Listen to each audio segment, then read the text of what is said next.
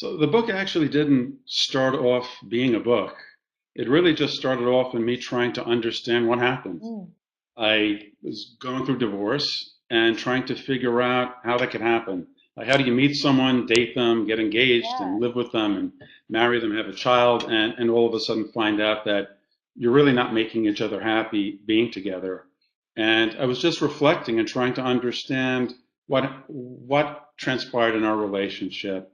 Did I miss things I should have seen?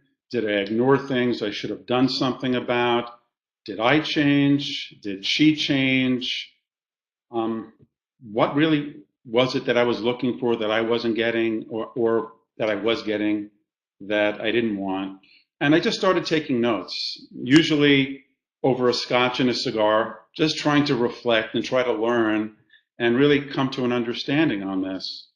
And as I started writing down some notes and thinking about dynamics that happened and why you stay in a relationship sometimes longer than you should, inertia takes hold and you just continue something sometimes, or what my needs were, which really went into things like Maslow's hierarchy of needs and what you're looking for as an Right. individual and what that means to a relationship.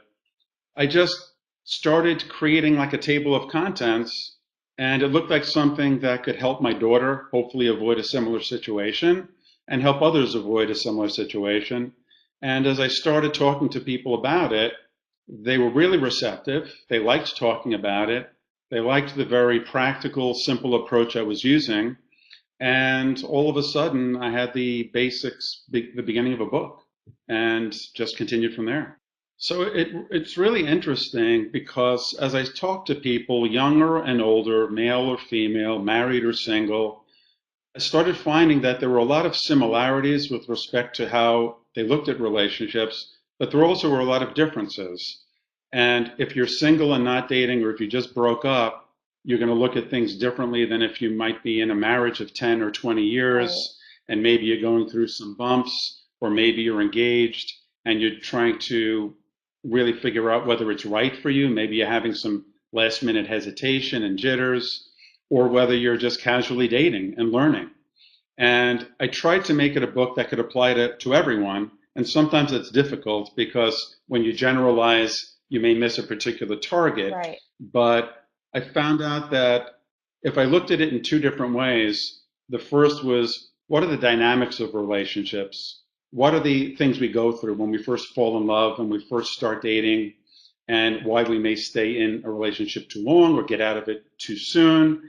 And just look at it from that perspective. That really applies to all Yeah. relationships. And then I created a second section to the book that really was a framework of, well, how do I know what I'm looking for? How do I identify it? How do I assess how well I'm getting it? How do I see how well things are going? Are they getting better or worse? And where?